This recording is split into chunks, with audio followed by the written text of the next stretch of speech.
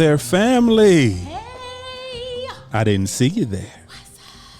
And family, welcome back to another edition of Midweek Moment with the Crenshaws.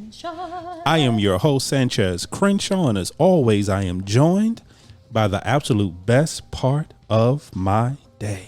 That would be me, y'all. The apple of my eye. I am. The wind beneath my wings. The rib that completes me. You're completed. The Lisa to my Oliver. Who? Lisa Oliver. Oh, no. Okay, hold on. They lived on a farm. Uh-huh.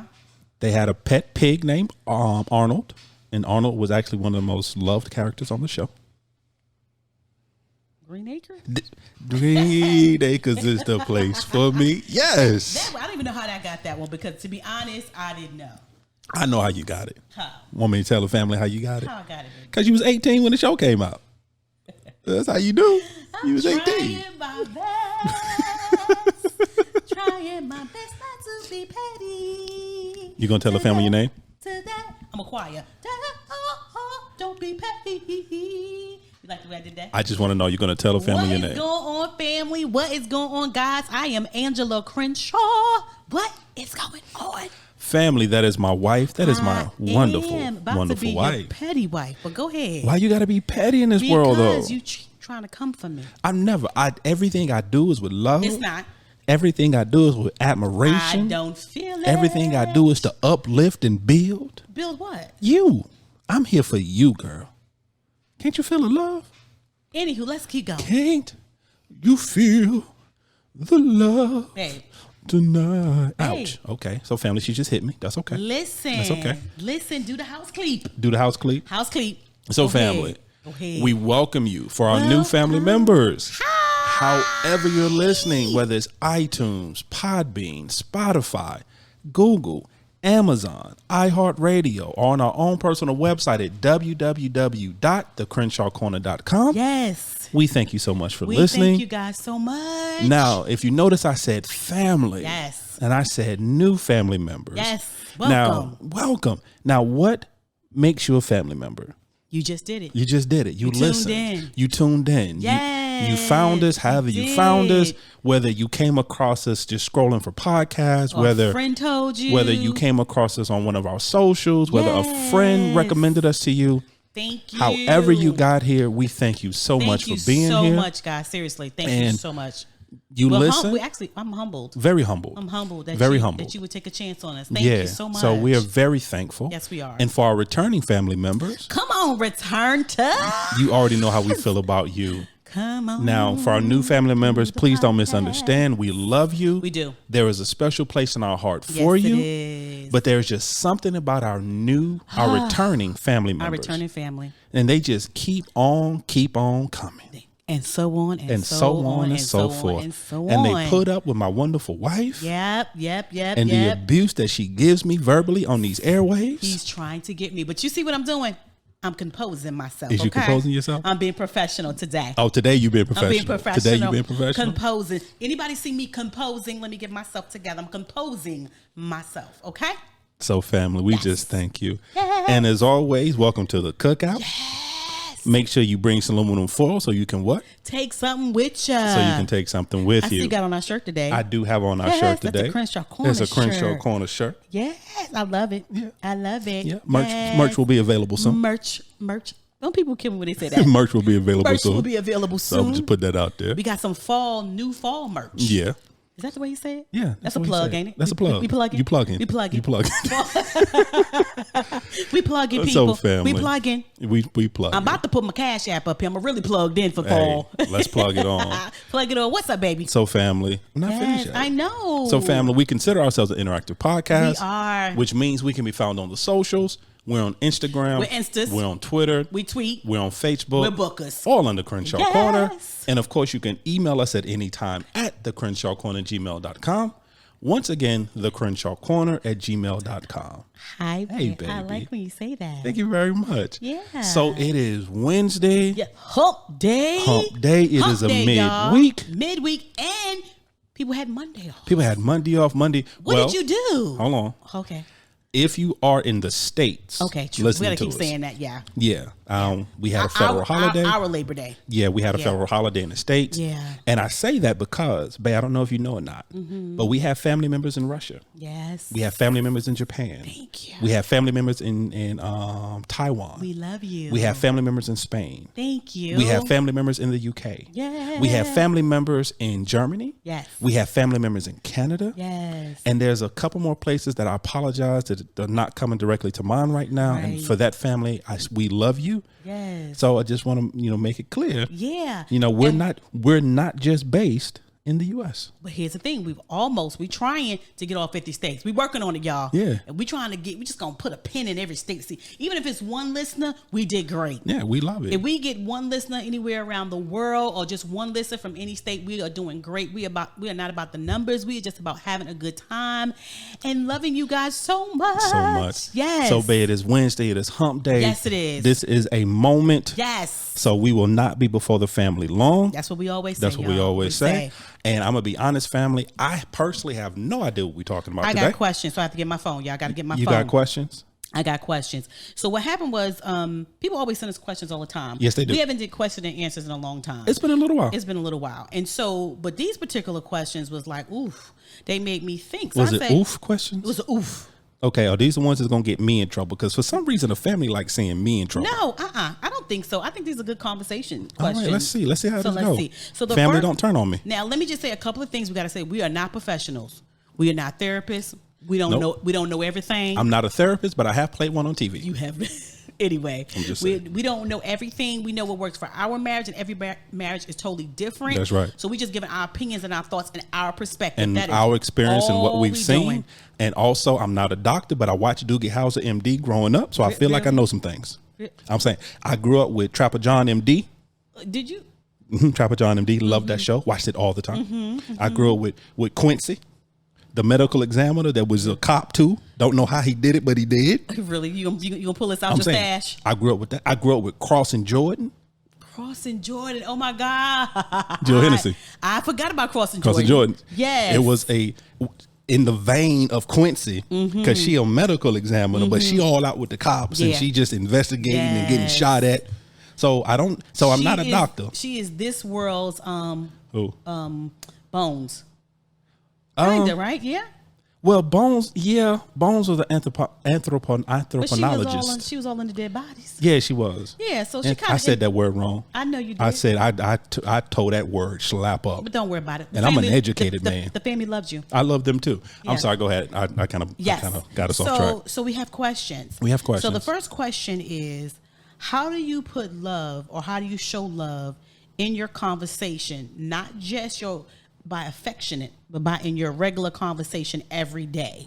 Ooh, okay. That's a good question. And basically, it's towards a husband. How do I explain or show my husband how to show love in his conversations? Not just showing love, affectionate, but in his everyday, regular conversation. Okay. How to show love.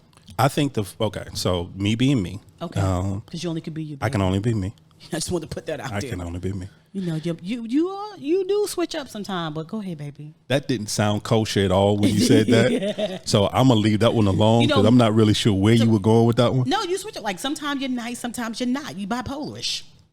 You got bipolar tendencies, but carry on. I am always nice. Thank you very much. See, you're attacking me in front of the family already. Okay, go ahead. Do your thing. Okay, so I think the way that you show love within your conversation, once again, not just by saying I love you, but actually in your conversation. So I think that's what they're saying. That's not just saying I love you, but how do you, your conversation, in your everyday conversation. As the Crenshaws love to say, in your regular degular conversations. Yes. I think first of all is that with what? Go ahead, baby. Go ahead. I think with every conversation, it starts with not wanting to be heard. And here's what I mean by that. Because I know that sounds crazy. But I think a lot of the times we go into a conversation and we just want to be heard. We don't care what the other person has to say. Right. We don't care what the other person's response is. We just want to be heard. And so you have to go into the conversation being a listener and not just wanting to be heard. Right. And once you do that, because what happens is that opens up the door for you to really hear what your spouse is saying. Right. 2, you go into the conversation not being selfish, Because I think a lot of the times what happens within conversations, we want it to be one-sided. We just want to get ours off. Mm-hmm. That didn't sound good either, baby, in this conversation. Okay. That was so after dark. After dark, but go ahead, baby. You took it there. I didn't. It's just the way you said it. I'm just saying. Just go ahead. So what happens is that we just want to get it off our chest. Okay. And that sounds better. Okay. So we just want to get it off our chest. I feel completely cleansed. You feel cleansed now? I feel cleansed now. So it's turned not an after dark moment now? It's doing a turn. Go ahead. I got you. Go ahead. And with that being said, so because we're not being selfish, because we're not just trying to get it off our chest, once again, that opens the door for us to truly listen to what our spouse's needs, right? What they want us to hear, how they. Because here's the thing, and I could be wrong, and women correct me. I'm not a woman. I've never been one. But a lot of a woman will tell you what she needs without necessarily telling you what she needs. Okay, let's take it back for a moment. And this is, I'm going old school. Okay, Lord. I'm just saying. Go ahead, baby. So I'm going to look down and close my eyes. I'm going to pray. Go ahead, Lord. When I was growing up. Lord help. And the comic book industry, we're going to comic books. Go ahead. Was huge. As far as the actual books themselves. Okay. When you bought comic books and when you bought certain magazines like Mad Magazine, you could order things off the back. It was like the advertisement in the back, you could order different things. Right. And one of the things you could order was a decoder ring. And so you order the little decoder ring and you use it to help you identify messages and decode. And what they would do is they would give you like secret messages in the back of the magazine that you would use to decode a ring to decode what the actual message is. Okay. At first I thought you were talking about the mood ring, but you were not discussing the mood ring. No, not the mood ring. Okay, carry on. An actual decoder ring. Okay, decoder ring. Yeah. I thought we were talking about the mood ring, but go ahead. I'm sorry. I didn't say mood ring. I know, but we come from different generations, as you said. We do. So maybe you call it something else, the decoder ring, and I call it the mood ring. I'm saying. But we're on two different pages. Yeah, I'm just saying. I was Vietnam. I'm Afghanistan. I would have punched you. I'm just saying. I would have might even see me beat you up. I'm just saying. That's the generation. So okay, go ahead. You grew up with the Vietnam vets. I did not. I grew up with the Afghanistan vets. I'm just saying. That's how you. I'm just saying. No, we can differentiate that. I'm just saying. Okay, we can differentiate like this then. Go to your. You better go. You better. Bro, you better go to that decoder ring. I'm just saying. Okay, so let's. Don't you put your hand like that. Hold on. Go to the decoder ring. I'm going. But let me say this real quick. I don't want to do it. Let me say this real quick. I don't want to do it. Can I say this real quick? Oh my God. Go ahead. So, your history book when you were in school, and my history book when I was in school is about 33 years difference. I'm going to in knock history. The mess out of you. Family, when it go down. Don't call 911. When you see this microphone go flying or you hear it rumbling. I'm just saying. If you hear it rumbling, don't worry about it. All right. So back to what I was saying, the analogy of a decoder ring. So what happens with women sometimes is that you have to actually decode the message that they're giving you. Okay. Because, and I could be wrong, but I think it's more so not because they can't be upfront. I think they just want to make sure that you're actually listening to what they say. Do you care enough to actually figure out how I feel? Do you care? Do you truly care about enough of me to truly listen to what I'm saying, to listen to the undertone of my message? I could be wrong. I don't even think it's that. I think we just built that way. I don't even think it's that deep, to be honest. I mean, it's true, but I don't even think that it's that deep. I think when it comes, because when I read this, and I read it several times before I asked you, in reference to a regular conversation, I think sometimes we're having these conversations, you want to hear love, where there's not a short answer. You see what I'm saying? Yeah, there's not a snippet answer. Right. Or and it could be you're tired, it's not intentional or anything like that, but it's very much like, no, I'm fine. You know what I'm saying? So that doesn't feel loving to people sometimes, especially if you're so excited to see that person come through the door, or you're excited to be with that person, they just give you these one-liners. Oh my goodness. It's almost like when you text message somebody your entire heart on a text message, and they send you an emoji. I want to go to your crib. I'm gonna let you know. I'm coming. I don't care if it's my mama, my brother, my whoever. I literally was like, hey, this is what's going on. This is why I'm feeling the way that I'm feeling. Blah blah blah blah blah blah. Right. And they go understood with an emoji. Or they hit you with the thanks. I'm at your crib. Think I'm hyperventilating. Wait, hold on. Let me get myself together. You gonna be okay? You need some water? Oh my goodness. Because that right there is like, it's disrespectful. It's rude, right? And again, we can't tell people what to say. But what I am saying is, where's the love in that? Where's the understanding in that? And I think what happens with men and women, and it goes both ways with both of us, men and women, that, the loving conversation, or the conversation I think that they're talking about, again, is not those snippets, those short answers, those, I get that. The attitude or the rush conversation. Yeah, because none of that shows love. Yeah, and it goes back to what I was saying a little earlier. It's the not having the selfish conversation. Yeah. Because I get it. And I'm guilty of it myself. I am too. Where, I've had an extremely long day, or my day didn't go the way I wanted it to, or I'm frustrated by something else, or I'm aggravated by something else. Right. And then you come to me because you haven't seen me all day, or we haven't been around each other all day. We're excited. You're happy to see me. You're happy to have to converse with me, to tell me about your day or whatever you want to tell me. And I cut you short. Right. Or I halfway listen, right? Or using my body language, I convey to you about that body language. Yes, I convey to you that I'm really not interested in what you're saying. You can talk, but I'm really not interested in it. And here's the thing I gotta say about Sanchez. Oh Lord, what you saying about Sanchez? His face is an open book. So if I'm talking to him about something that he is really not concerned about, he tries his little best. But his little face tell everything. I'm saying. So what I realized is one of the things that we had to do, what I had to learn personally, he had to learn about me, was the fact that I need to give him a moment. And just I think a little one. A conversation, especially when you're coming through the door, right? I think the real conversation, to me, showing love in a regular conversation is having honest conversation, right? Yeah. And saying, hey babe, like when I come through the door, can I just kiss you and give me 30 minutes?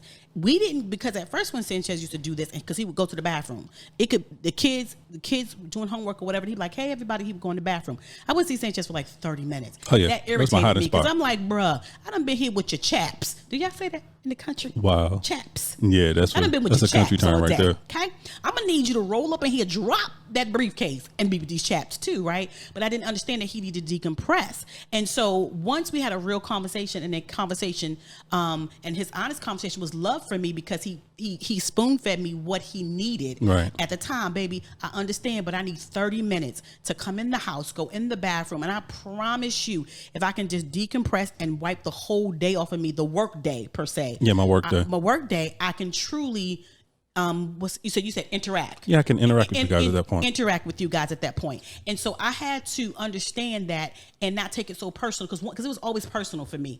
But once he told me and I heard that was his honesty, was love to me. Like, baby, I should have said this before, but here, and then we had that regular conversation. Yeah, the regular conversation. And then he came out, and then life went on. Yeah. But I think sometimes, again, because we're either tired or something's going on, we have a tendency, like I said, the body language, like you said, the body language, to being short. We have to tell our spouses what we need to have these loving conversations without saying, I love you all the time. But baby, right now, I need a moment. I think that's loving. Yeah. Right? And I don't think that's selfish. No. And I think it's having the conversation, and we've said this before, and I'll always say it, having a conversation where you're not looking for an offense. Yeah. How do you have a regular conversation and showing love in a regular conversation? When you have any type of conversation, you don't automatically look for an offense. Right. You don't look for, well, you're saying this to attack me, or you're saying this because you're trying to undercut me, or you're saying this because you're trying to belittle me, or you're saying this because you don't love me. We have a tendency of wanting to look for an offense in a conversation. And I think one of the ways that you show love in your regular conversation is that when you're having a conversation with your spouse, especially if it's a conversation where they're expressing how they feel about a situation, or they're expressing even if they're saying they're expressing how they feel about you. Right. Gotcha. Don't look for an offense. Truly hear their heart. Yeah. I think one of the ways that you show love in just your regular conversation is that you intentionally look for the heart in the conversation. Yeah. What is your spouse really saying? What is their heart saying? If you listen to their heart, because a lot of the times these regular conversations we're having, sometimes we're having it from a place of hurt. Right. Sometimes we're having it from a place of confusion, a place of disappointment. Right. And those feelings intermingle with the words we're trying to say. And if we're steadily looking for an offense, then what we're doing is that we're shutting down those true feelings, those true emotions, and now our guard is up. And now we're in attack mode. Right. Because here's a regular conversation can't be a conversation where you feel like you attacked every day. Exactly. Come on now, y'all. There's got to be some laughing. There's got to be some fun. There's got to be something in that, because most people think like a regular conversation, no, every conversation ain't deep. Some conversations just about the chicken. Yeah. It's just about the rice. Some conversations simply, did you fix dinner? Did you cook dinner? Right. What did you do today? Like those regular conversations. But when you do the regular conversations, my baggage. When you're doing the regular conversation, I'm sorry, God, I don't know why y'all needed to know that. I'm sorry, on air, but my bad. The reason why you want to do that, because they just want you to know and you listen. And I think too, with showing love in the regular conversations is for yourself is, before you say it, if you feel like something's going to come out of you, or you're going to be snippet, or you're going to be a certain way, I know for me, or I'm going to be a certain way, I'm on edge about something, I'm just going to need to take a minute, be quiet. Yeah. Take a minute and think about because once it come out my mouth, I can't take it back. Yeah, once it's out there, it's out there. Grab it like, bruh. Yeah, once it's an atmosphere, it's out there. Now, there's been times I'm like, ooh. Yeah, but it's too late by that time. I saw it happening. Yeah. I saw the words. It's like the cartoon. You see it. Like, oh. You see it. It came out. So I think there's just different ways. And again, it goes back to what works for you. But I think just being mindful, being thoughtful, like you said, not taking a defense automatically. And maybe that for a regular conversation that your spouse need a moment or 30 minutes. Think about how you don't be snippy. Don't be, short, answer the question, listen. There's so many ways about going to do it, but you're going to figure that out as a regular conversation and showing love and what kind of love that you need by how y'all handle each other, and what when you have regular conversation, what makes you feel not loved? You know what I'm saying? And once you figure that out, you can convey that to your spouse. Like, baby, when even if we have regular conversations sometime, because I would have to tell Sanchez, when we have regular conversations, I can see you disinterested already. I'm glad you said that. Because that was going to be what I was going to touch on really quick. Showing love in regular conversations, it's understanding that there are going to be times where your spouse just wants you to know something. Exactly. They just want to involve you. They just want to tell you something. Ain't deep. It's not deep. It's not complicated. It's not complicated. At the end of the day, it's not going to affect your life one way or the other. It's informative. They just want you to know. And that was the biggest thing for me to learn, because I'm the type of person, and to be honest, unless this information directly affects me, unless the information either betters my life or enriches my life or destroy it, I don't really care. It has to be something I'm interested in, or something that's going to either be beneficial, y'all, do y'all see or how the beginning detrimental of to our my marriage life. went? The beginning of our marriage was rough. And I had to understand that there are just certain times where my wife just simply wants to tell me something. Just give him the information. That's it. It was laid on. It was something she found interesting, or something that was laid on her heart, or something that she was excited about. Yes. And I owe you an apology. I think I've apologized for this before, but if not, I'm going to do it on air. Yes, sir. Because I remember the times that you were excited. Yeah. About telling me something, or you were excited about getting me involved in something, or you was excited you came across something and it brought joy to your heart, and you brought it to me, and I shut it down. No excitement, no nothing. No I shut it down. And I think I might have asked you 1 or 2 times, why are you telling me this? Not even why. It was like, okay, but you would do the hit me with the okay, babe. Yeah. Okay, babe. And that was it. And I would walk away so defeated. I'm honest. I would walk away very defeated. I would walk away. I would cry. I would go in my prayer closet and cry and say, Lord, my feelings is hurt. I'm going to have to bring this to him later. It's either bring it to him later or lay hands, God. Now, how do you want me to do this? My wife is violent, people. I'm just telling the truth. My wife it was is violent, like, do family. I lay hands on this joker, Jesus? You let me know. Or do I sit here and cry this out and then go back later and find a way to tell him how it makes me feel? Right. And here's the thing. It took a while for me to tell you. It took a minute for us to get there. Because I wouldn't tell him how he made me feel. Nah, you wouldn't. And the crazy part about it, I did this thing that I would do to him is like, but he should know. When I walked away, he should have knew how he made me feel. Because come on now, I didn't walk away joyful. I came joyful. Yeah, you came joyful and you left a totally different way. I left depleted. I left unjoyful. Is that a unjoyful? I left unjoyful. It's gonna be one today. I left unjoyful. You know what I'm saying? So it was one of those things, and he did apologize, and it was something, and I appreciate it because he began to work on that. Yeah, and and it's just learning that once again, every conversation ain't about you. Yeah. and I'm talking, I'm not saying this directly to my wife. I'm just saying in general to spouses as a whole. Every conversation is not about you. Yeah. There are some conversations that your spouse wants to have with you. They just want to tell you. That's all.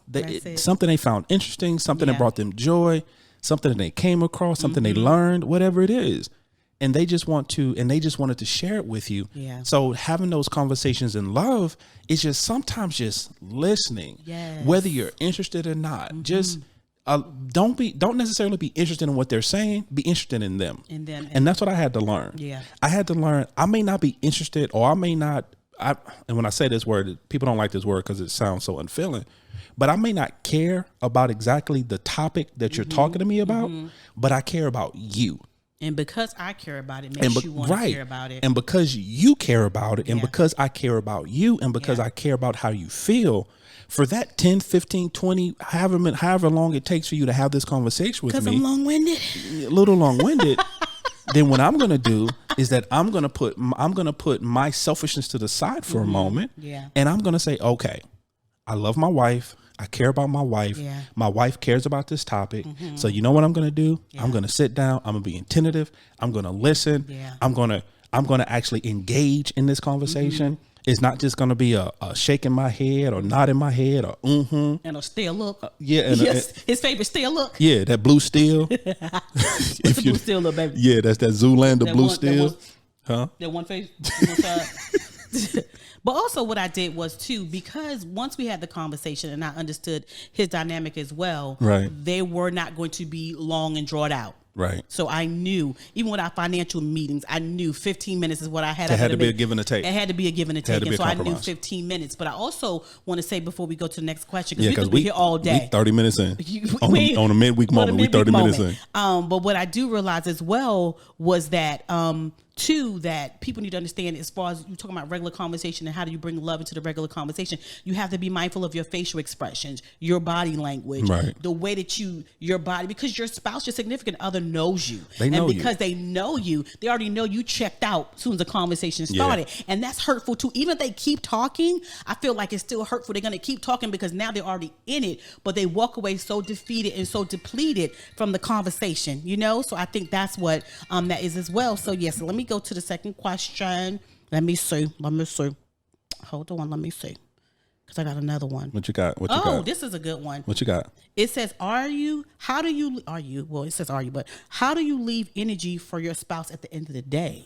Oh, we may not be the best people for this thing. Yeah. Ooh. Okay. Y'all disrespectful in these streets. They really are. First of all, it is a conscious decision. Yeah. It's not that you leave energy for your spouse. Is that you make energy for your spouse. Oof, is what you do. Because trust me, there are times when during your work day that you don't have the energy to finish your work day. But you finish it. Right. Because you make the energy to finish your work day. You find a burst, you eat a cookie, a Snicker or something. Your boss gives you that last minute project towards the end of the day that they want done. You don't. It's after lunch. You sleepy. You tired. You done had a long day. You don't want to do it. My God. But you find the energy to do it. Find a Snicker, y'all. Yeah. Find a Snicker. And so when it comes to your spouse, what you have to do is that you have to find the energy at the end of the day for your spouse. Muster it up. You have to muster from somewhere. Pull it up. And you have to, because they deserve it. Yeah, absolutely. Because one of the things, and I was so guilty of this when I was in the financial world, I would give them 12 and 14 hours a day, especially towards the end of the month. We got to get this stuff closed. No matter what. I would give them 16, 18 hours a day. This is true. And then come home and be mad at my wife because she wanted 5 minutes of my time. And I'm like, well, don't you understand? I've been talking to people all day. I've been around people all day, babe. I just need to but I'm like, okay. Yeah, but not understanding I haven't been around her all day. I haven't talked to her all day. Yeah. And she's been looking forward to talking to me. Yeah. She's been looking forward to spending some time with me. Not in a selfish way. She understands that I've had a very long day. Yeah. But she's only asking for a couple of minutes of my time. Yeah. She's not even asking for a lot. Yeah. So what I had to do is I had to muster up I had to muster up the energy. Yeah. I had to muster up the time. It didn't matter how tired I was. It didn't matter how I felt. I had to find the time for her because she deserved it. Yeah. And she deserves it. I think too, for me, being very guilty, still guilty. He'll probably attest to this, and I hope he doesn't. But anyway, my God, trying to even find out the muster up in the bedroom. Yeah, to hug or kiss because I'm so exhausted, right? And the kind of job that I have is I'm looking at people all day, and they got issues and problems, and I'm trying to solve problems them and trying to help them. It takes a lot out of me. Yeah. But to make sure that I muster up the energy in the bedroom to hug with him or kiss with him, so it's just a very affectionate person, and he knows my body language. So, and he'll come kiss me about 4 or 5 times a day. You know what I'm saying? And so he knows if I'm not, he'll be like, all right, I just came to kiss you, and he'll go on about his business. And I sometimes have to make myself muster up for that and be like, hey, chick, what is that about? Like, what are you giving off? And I'm very guilty of that. Like, what vibe are you giving him? How are you making him feel, when you're acting like that? Because he just wants to love on you. He's not a talker, but he's an affectionater. Like I'm an affectioner. He's an affectioner. So the same thing that on the Crenshaw Clinic, we will make up words. Yes, we will. So the same thing I'm expecting from him is the same thing I need to be giving to him. Right. So whether you need to go take a shower, sis, or you need to drink some warm milk, or you need to make some tea, I don't know what you need to do, or brother, whether you need to go take a shower, do some push-ups or whatever, we have to understand that the same time, because here's the thing that I realized, especially when we're raising children, I could be dog tired, 10 years, please go away, but if one of them kids get up, one of them kids need us, we up. If one of them kids, like Mom, you said, I couldn't drink at a party, but if somebody come pick me up 1, 2 o'clock in the morning, we up, and we're doing it. In a car. Attitude or not, but we're up and we're doing it, and we're finding the energy to do that. So I have to make sure that you guys are giving the same regards and respects to each other that you give to your job, that you give to your children, that you give to other people, that you're also giving that to your spouse. And again, because it's not like the question that's asked is not an easy question, because we can say none of these all are easy. Day. You can say muster up some energy or whatever, sis, and you better do it. That's not what we're saying. No. We're saying slowly but surely understand that you need to muster up this energy. You need to make the conscious decision. Make the conscious decision to do it. Yeah, absolutely. Okay. You want one more question? No, I think that's a good place to stop. You want to stop right there? I think it's I had another one. It's a teaser. What we may do is we may do it. Okay, go ahead. One more. Another question and answer. Yeah. Now go ahead. One more. What you got? No, we're not gonna do it. I'm gonna wait. We're gonna do a second. Let's just do a second session. Yeah, we'll do a second session. We'll do a second session because I think this is good. Yeah, because we're actually gonna keep our midweek moment at a moment. We're actually gonna do that. You try to do miracles. Yeah, we're gonna do that. Miracle signs and wonders. What's your final thought? My final thought is, take the time for each other. Take the time to learn each other. Right. Take the time. And here's the thing, what I love, the fact that you're even asking us these questions. And again, we just give you our perspective. We're not professionals. We don't know. We're not therapists, but we just play some on TV. Yes. The fact that you're even asking these questions mean that you know what's going on in your marriage, and you want your marriage to work, or your significant other. You really want this to work, and you just want to find ways to do it. Yeah. So that tells me that you're already on point and right now. You're open. So I appreciate it. My final thought is going to be real simple. It's going to be a simple one. It's going to be a really simple one. How simple, baby? Huh? How simple? Go ahead, go for the simpleness. My final thought is marriage is a conscious decision. Yeah. That is my final thought. Mm-hmm. Everything in a marriage is about a conscious decision. Yeah. Every day you have to decide to love your wife, or love your husband, or love your spouse. Every day you have to decide to be respectful. Every day you have to decide to show them love. From the moment you wake Every up. day you have to decide not to cheat. Every day you have to decide to be open. Every day you have to decide to be vulnerable. These are decisions that you have to make to listen on a regular basis. Yeah, absolutely. Marriage is the hardest thing in the world. Yeah, marriage is work. Marriage is work. Yes. Marriage is beautiful. Marriage is joyous. But marriage is hard. And marriage is hard work. Yeah. And every day that you're in it, you have to make a conscious decision. It's almost like, I just want to say this, it's almost like working out is hard work to get the results that you need. Right. And so when you get in that gym and you make a conscious decision, and you'll be in so much pain but when it's over, you feel good and you look good. You know what I'm saying? And you want to do it over and over again. That's the marriage. Marriage is like, it's hard. It hurts sometimes, and sometimes it feels good. But every single day and every single year that you do it, it feels and it looks good. It looks good. It looks looks good. Marriage looks good. So family, we're going to end right there. I like that. Marriage looks good. Marriage looks good. Marriage looks good. Marriage looks good, people. Midweek moment, marriage looks good. That is the name of this episode. So we're going to run with marriage that. Looks good. Marriage looks good. So family, we just thank you. Family, we thank you for listening. However you're listening, whether it's on. What beat was that on? Not a one. That was, you was not on a one beat. I don't know what that was. The beat was a 1 and a 3, and you was on a 9 and a 3 and a 9 and a 12. I don't know what you was doing. Sorry. Forgive me, y'all. But once again, family, however you're listening, whether it's on iTunes, whether it's Podbean, whether it's Spotify, whether it's Google Play, whether it's Amazon, iHeartRadio, on our own personal website at www.thecrenshawcorner.com. Yes, family. Family, as always, we consider ourselves an interactive podcast, which means we can be found on the socials. We're on Instagram, we're on Twitter, we're on Facebook, all on the Crenshaw Corner. Yes. And of course, you can email us at any time at thecrenshawcorner@gmail.com. Once again, thecrenshawcorner@gmail.com. And as always, family, welcome to our journey. We love you guys. Bye.